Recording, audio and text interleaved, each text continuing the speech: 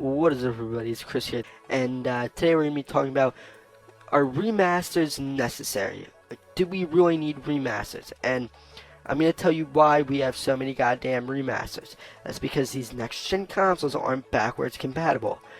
Backwards compatibility means that you can play last generation games on this generation console.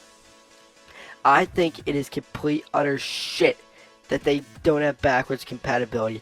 They're trying to match up with the PC, but the thing is, you can play any game from any generation on PC. You know what I mean? This is inexcusable. They should have made these consoles backwards compatible, because we would actually have fresh games. We wouldn't have so many goddamn remasters. It's complete shit. And now let's talk about the topic. Do we need remasters? Yes and no. We need remasters for games like Halo. That would be great because you're boosting the graphics. They did a beautiful job with remastering Halo's campaigns, not the multiplayer. The multiplayer is complete utter shit. Games like The Last of Us, games like Grand Theft Auto 5, that should have came to the next generation. Those games are fun.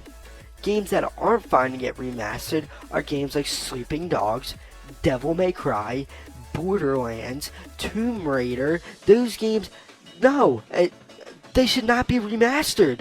Not at all. Tomb Raider, fine. You know what? Fine. Because it was 1080p 60 frames per second. But still, I don't care. Don't remaster the game.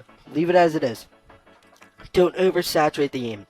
That's what I loved about Far Cry 3. Like, they really didn't oversaturate that game. That's what I loved about it. Now, like I said, I'm going to talk about one more exception. Metro Last Light and Metro 2033, the Redux. Now let's talk about the three rules that I have for remasters. One, if it's a game that came out a long time ago. Two, if it has more than one game, say like Halo, that came with 4 games for $60. And three, if the game is cut down in cost. Those are my 3 exceptions. Even if it comes with 2 games, fine. Charge $60 for it. Just more than one game.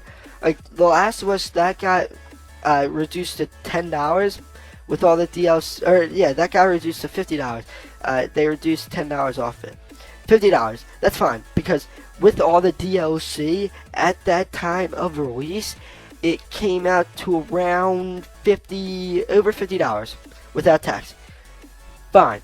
And they got that game looking great. 1080p 60 frames. That was a game that came to only PS3. So you know what? That made sense for them to remaster. Because a lot of people came over from Xbox to PlayStation. Because they didn't like what the Xbox One was doing. But now the Xbox One got their shit together. As with Nintendo. But honestly, games like Sleeping Dogs. I'm going to go in a little rant about Sleeping Dogs, the Definitive Edition. It's a fraud. It runs at 720p, 30 frames per second. That is utter shit. Don't remaster a game if you can't make the resolution better to the next generation consoles. This is absolutely ridiculous, and the sad thing is that people are actually paying for this shit. That is the saddest thing about it.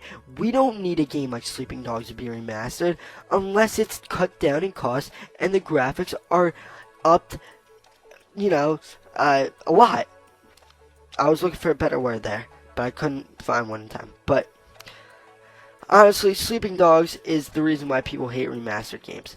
Games like Grand Theft Auto, that's fine, because they didn't just make a carbon copy remaster. They didn't just port the game. They put in new game modes, they put in new missions, and they put in a first-person mode. So that's the exception, because they're adding more to the game. They're innovating the game. And yes, first-person mode in the Grand Theft Auto game is enough to get me to rebuy the game at $60. I'm fine with it. You know what? I didn't just buy it on PS4. I bought it on PS4 and Xbox One. So, to all you people who hate that Grand Theft Auto got remastered, you guys can all suck my dick because I bought it on PS4 and Xbox One. And I'm going to be buying it on PC. So, there you go.